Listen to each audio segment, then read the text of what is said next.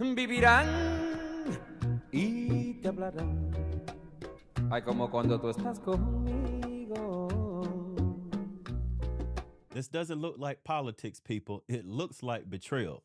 But before we dive in, please hit that like button, slam that subscribe, and ring that bell. Because when the Democrats go to El Salvador to try and return an MS-13 gang member, a violent thug, and they ghost the grieving parents, the parents who have actually lost their children to these open border policies of the prior administration, that's not politics, people. That's betrayal. Roll the tape. Turn me up.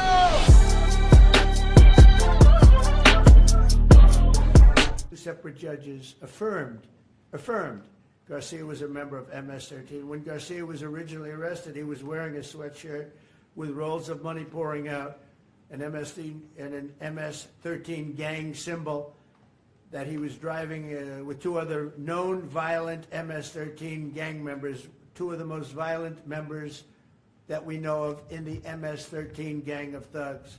So let me get this straight. He literally dressed like a walking mugshot, rolling deep with two of MS-13's most violent members, and that's who they're trying to bring back?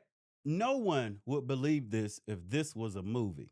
And just when you think there's no way it could get worse, in this next feed, human trafficking across state lines. In 2022, Garcia was stopped by the Tennessee Highway Patrol and was found to be transporting 7 people from Texas to Maryland, and he had no driver's license. He was driving violently. There's no way you're going to call that a road trip. This is a trafficking operation. This man is a one-man cartel Uber, and the Democrats want him back on the streets. For what exactly? Another loyalty card punch on their protect every criminal agenda? Buckle up, because this one might be personal. In this next clip, protective orders and abuse details. In 2020 and 2021, Garcia's wife filed for a protective order from him and said he was violent and abusive and really scary, including allegations that he punched and scratched her on the eye, left her bleeding after throwing her laptop on the floor at her, ripped her shirt, and ripped off her shorts.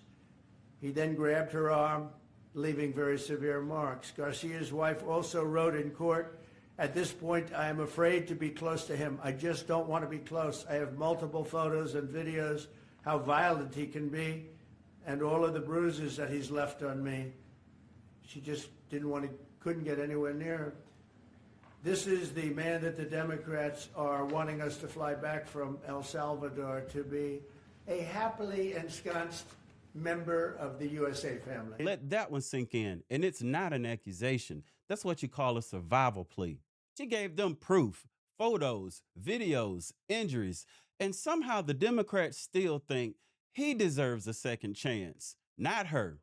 We all thought they were a party of women, but I guess that only applies when the abuser isn't one of their protected criminals. And now, the cherry on top. Why was he already deported? In this next excerpt, legal status and judge rulings. In 2019, Garcia was issued a deportation order. 2 separate judges affirmed Garcia was a member of MS-13. This is the part where those alarms, they should be deafening to you. 2 different judges say homeboy's gotta go, but the Democrats say, no, we think he deserves a do-over. What planet are we on? Let's take a flashback for a minute, people. Trump's priorities versus this madness. In this next clip, Trump confronts a fallen officer's family. President Trump, he's comforting widows. The Democrats, they're comforting terrorists. Donald Trump is talking to a hero's wife. Van Hollen is flying overseas to check on an MS-13 gangbanger. But the public is waking up and fast.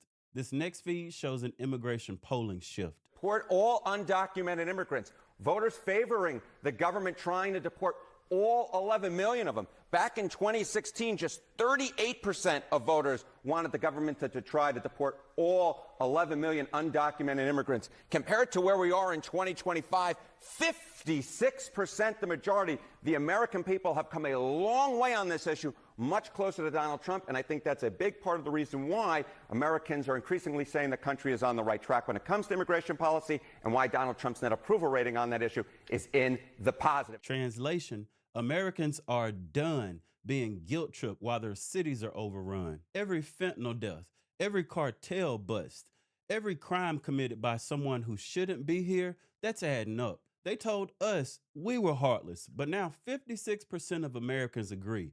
Send them back. But wait, it gets even colder. Democratic priorities are exposed in this next clip. Well, the point is that Van Hollen won't talk to the woman here who lost her daughter in Maryland, but he will go down to El Salvador to try to bring an endlessly gangbangers back to America? Really? It is disturbing that you are I think the Democrat Party is completely lost. Completely lost and losing it. Sean, we've reached a point in American politics where we have one party led by President Donald Trump that fights for Americans, and a second party, I guess led by AOC, that fights for illegal aliens. But not just illegal aliens, criminal, wife-beating, terrorist illegal aliens. 2 immigration judges, as you said, found that he was a member of MS-13, as did the arresting police department here nearby in Prince George's County. On top of that, we have, of course, the protective order filed by his wife, alleging horrific, multiple instances. There were 2? Yes, of extreme, violent, physical abuse. And then on top of all of that, he's an illegal alien and a member of what has been designated as a foreign terrorist organization. Could you imagine losing your child to something so tragic and horrendous as an illegal gang member who shouldn't even be here, and your senator won't even take a meeting with you? But he's got plenty of time to get on a plane and go see a gang member who beat his wife and smuggled people across state lines. They've obviously picked their side, and I'm gonna tell you what, it sure ain't ours. In our final feed, the media exposes the whole machine. You have the entire machinery of the Democrat Party using all of its power not to fight for lower costs, as President Trump is, or better trade deals, as President Trump is, or lower taxes, as President Trump is, but to fight to bring this illegal alien with all those horrific crimes and allegations and history against him back to the United States, where he can do what? He can commit additional acts that threaten the safety of the American people. This is the biggest, sharpest contrast you will ever see between the priorities of President Trump and the priorities of the Democrat Party. This is the smoking gun.